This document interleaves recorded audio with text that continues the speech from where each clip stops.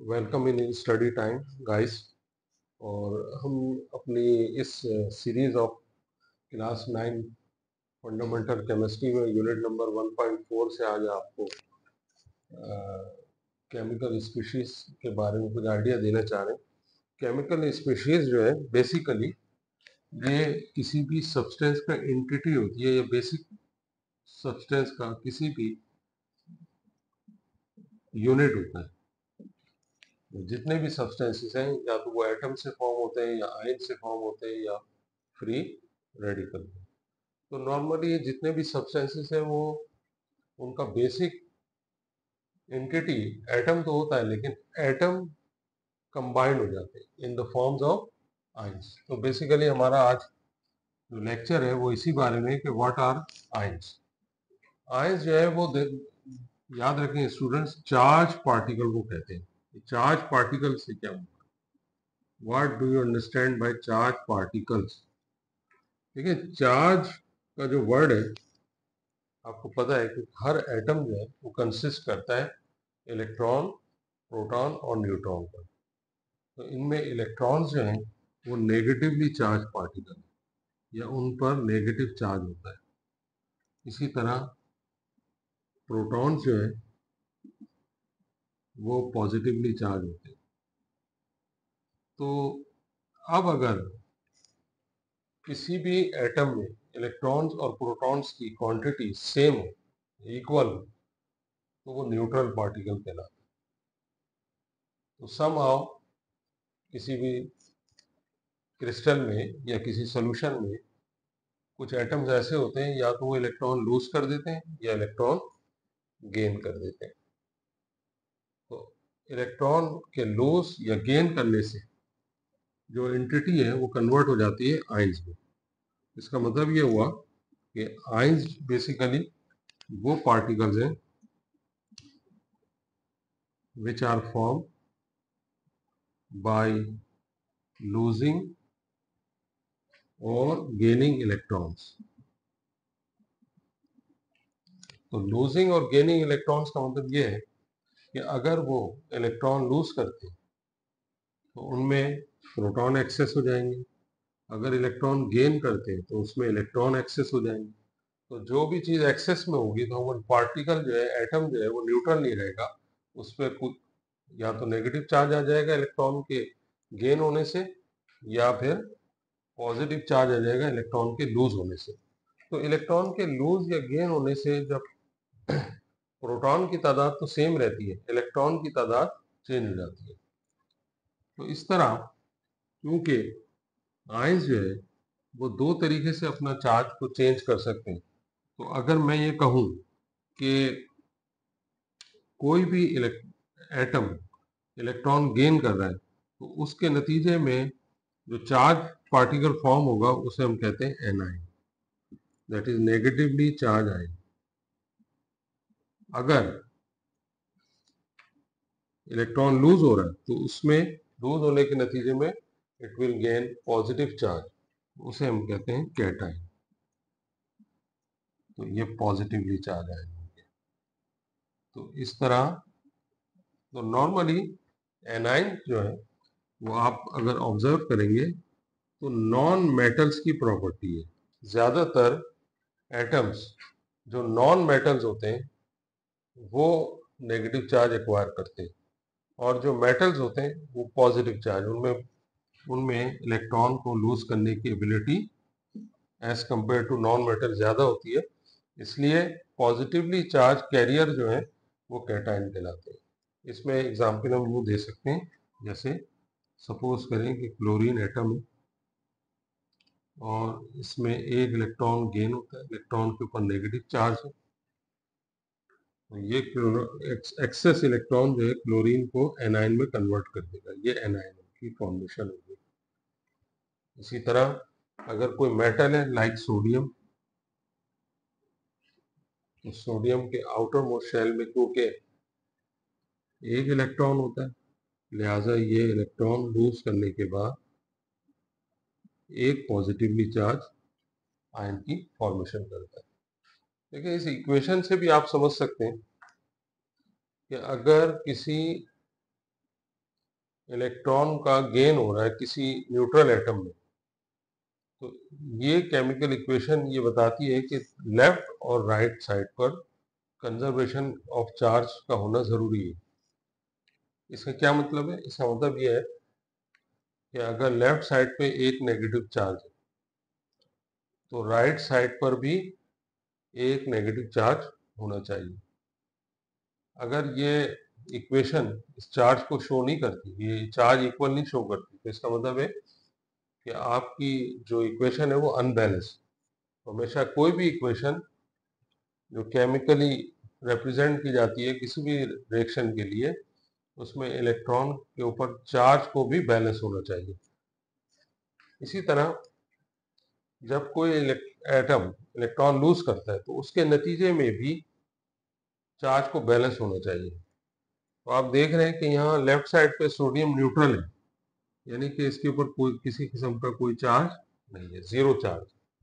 तो right side पर जब इलेक्ट्रॉन मूव करेगा, रिमूव होगा, तो इसके रिमूव होने से एक नेगेटिव चार्ज क्रिएट होगा। तो अगर मैं इसके ऊपर पॉजिटिव चार्ज ना लगाऊं तो लेफ्ट और राइट साइड पर आप देख रहे हैं कि इलेक्ट्रॉन का चार्ज इक्वल नहीं है। अगर लेफ्ट साइड पर जीरो चार्ज है तो राइट पर भी जीरो होना चाहिए। तो अगर इलेक्ट्रॉन पे -1 चार्ज है और इसको जीरो लाना है, तो आपको पता है कि -1 में कोई ऐसी क्वांटिटी आप ऐड कर दें जिससे रिजल्ट जीरो आए, तो वो क्या होगा? +1 होगा। एक एग्जाम्पल और देख के समझ सकते हैं इसको। जैसे सपोज करें कि कैल्शियम कैल्शियम अपने आउटर मोशन से नॉर्मली 2 इलेक्ट्रॉन रिमूव करता है। तो इसका मतलब ये हुआ कि राइट साइड पर 2 नेगेटिव चार्ज क्रिएट हो गए। अब लेफ्ट साइड पे कैल्शियम में कोई चार्ज रिमूव नहीं हुआ, तो ये इसका चार्ज है जीरो। तो इसका मतलब है कि राइट साइड पर आपको कैल्शियम पे कितना चार्ज शो करना पड़ेगा? 2 पॉजिटिव। वाई? क्योंकि 2 पॉजिटिव और 2 नेगेटिव मिलकर क्या बना देते हैं? जीरो बना देते हैं। तो इसका मतलब ये हुआ कि अगर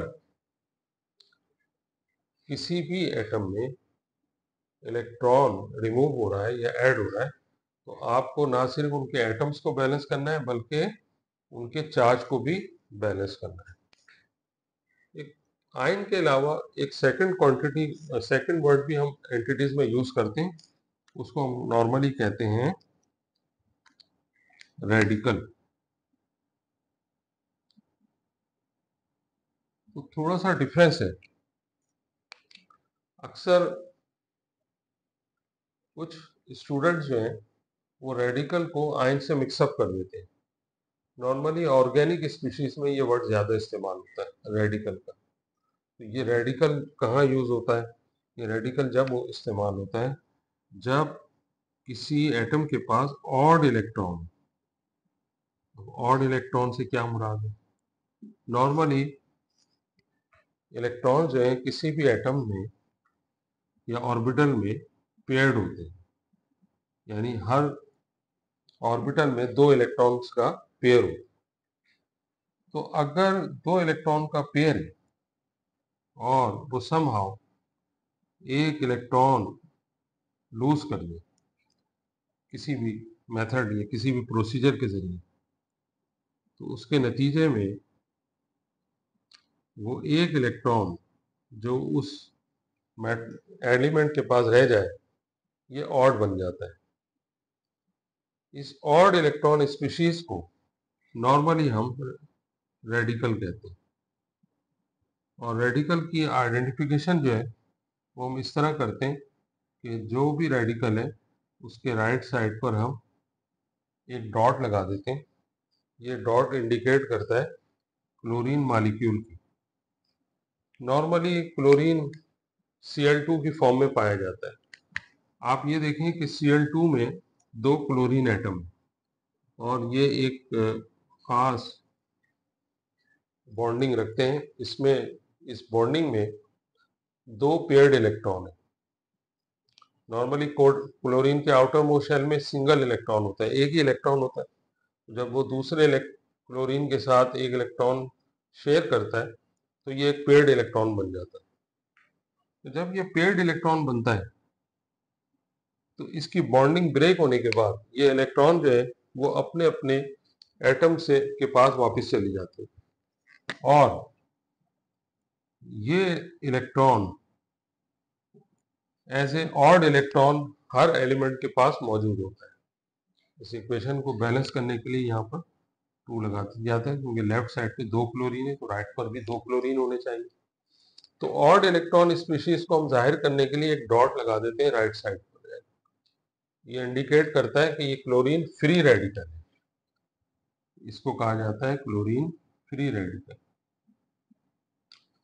तो गाइस एक्चुअली आयन में और रेडिकल में अगर आप डिफरेंस देखें तो आयन्स की जो फॉर्मेशन हो रही है उसमें इलेक्ट्रॉन या तो ऐड हो रहा है, एक्सेसिव क्वांटिटी में ऐड हो रहा है, या फिर रिमूव हो रहा है। लेकिन जब रेडिकल की बात की जाए तो रेडिकल में इलेक्ट्रॉन बॉन्ड से अलग होता है, उस एटम से अलग नहीं होता। तो ये जो बॉन्ड का ब्रेकेज है जिसमें दोनों इलेक्ट्रॉन अलग अलग हो गए, इसको कहते हैं homolytic fission. Homolytic fission, homolytic, homo stands for same, lytic means breaking up. तो क्योंकि ये एक पेयर है और दो, इस पेयर के ब्रेक होने के नतीजे में एक एक इलेक्ट्रॉन दोनों क्लोरीन के पास डिस्ट्रीब्यूट हो गया, जिसकी वजह से इसको होमोलाइटिक फिजन भी कहते हैं। तो रेडिकल में कोई चार्ज डेवलप नहीं होगा। तो आप देखें कि लेफ्ट साइड या राइट साइड पर ये डॉट जो शो कर रहा है ये चार्ज को शो नहीं कर रहा, वरना आपको जैसे कि मैंने डिस्कस किया कि एनाइन और कैटाइन के अंदर लेफ्ट और राइट साइड पे चार्ज इक्वल है, यहाँ पे ये चार्ज को शो नहीं कर रहा। यहाँ किसी स्पीशी के पास चार्ज प्रोड्यूस नहीं हो रहा, लिहाजा ये क्लोरीन जो है वो एज ए न्यूट्रल स्पीशीज मौजूद होगा। तो यहाँ मॉलिक्यूल भी न्यूट्रल है और क्लोरीन फ्री रेडिकल भी न्यूट्रल पार्टिकल है। बट सिर्फ फर्क इतना सा है कि जो फ्री रेडिकल है वो बहुत एक्सेसिव एनर्जी के साथ होता है, तो ये रेडिली जो है वो रिएक्ट कर सकता है किसी और स्पीशी के साथ, किसी और पार्टिकल के साथ। लिहाजा आयन से मुताल्लिक एक चीज और मैं आपको बताते चलूं कि आयन जो है वो सिर्फ एटम्स में नहीं होते। सम टाइम ये आयन जो है वो किसी पार्टिकल में भी हो सकते हैं, किसी ग्रुप ऑफ पार्टिकल में भी हो सकते हैं। तो ग्रुप ऑफ पार्टिकल को हम कहते हैं कंपाउंड रेडिकल, और कंपाउंड रेडिकल पर भी चार्ज आ जाता है, वो भी नेगेटिव पॉजिटिव हो सकता है। तो नॉर्मली कंपाउंड रेडिकल जो है वो नेगेटिव चार्ज के साथ होते हैं, जैसे CO3 2 माइनस, इसे कहा जाता है कार्बोनेट आयन। अब इसको कंपाउंड रेडिकल इसलिए कहते हैं, इसमें जो आयन है उसका जो चार्ज है, ये चार्ज जो है वो कार्बन या ऑक्सीजन पे नहीं है बल्कि होल मॉलिक्यूल पर है। CO3, इसमें 3 ऑक्सीजन है 1 कार्बन है, तो इसका होल चार्ज जो है 2 माइनस, वो सिर्फ कार्बन या सिर्फ ऑक्सीजन पे नहीं, जैसे कि यहाँ क्लोरीन के केस में था। इसी तरह सल्फेट आयन, ये भी एक नेगेटिवली चार्ज है, ये भी एनाइन है बट ये भी कंपाउंड रेडिकल है, इसमें भी 1 सल्फर और 4 ऑक्सीजन है। तो लिहाजा इसको हम कह सकते हैं कि ये आयन की एक तीसरी टाइप हो गई, कैटाइन एनाइन। अच्छा, एक चीज आपने नोट की कि मैंने जो एग्जाम्पल दिए वो नेगेटिवली चार्ज आयन से रिलेटेड है, इसमें पॉजिटिवली चार्ज आयन है। तो नॉर्मली पॉजिटिव आयन जो है वो सिर्फ मेटल से बनते हैं, और मेटल जो है वो क्रिस्टल में पाए जाते हैं, या फिर वो सिर्फ सोल्यूशन में होते हैं। तो वो नॉर्मली आज़ाद हालत में नहीं मिलते, फ्री स्टेट में नहीं पाए जाते। तो आयन जो है वो कभी फ्री नहीं, रेडिकल फ्री हो सकता है, आयन फ्री नहीं हो सकते। आयन जब भी फॉर्म होगा वो कभी ना कभी वो किसी न किसी सोल्यूशन में बनेगा या किसी न किसी क्रिस्टल का हिस्सा होगा। Ion never be exist freely. हाँ, रेडिकल जो है वो फ्री हो सकते हैं, लेकिन वो भी क्योंकि रिएक्टिव होते हैं, लिहाजा वो फौरन ही किसी न किसी दूसरे स्पीशीज के साथ कंबाइन होकर कोई नई चीज फॉर्म कर सकते हैं। ओके स्टूडेंट, एक सिमुलेशन के जरिए मैं आपको थोड़ा सा आयन के बारे में और न्यूट्रल एटम के बारे में बताता हूँ। कि देखें कि ये एक डायग्राम है और ये जो सर्किल है ये शेल को रिप्रेजेंट करते हैं, और हमारे पास तीन बॉक्सेस हैं जिसमें प्रोटॉन, न्यूट्रॉन्स और इलेक्ट्रॉन्स मौजूद है। तो सपोज करें कि जैसे मैं इसमें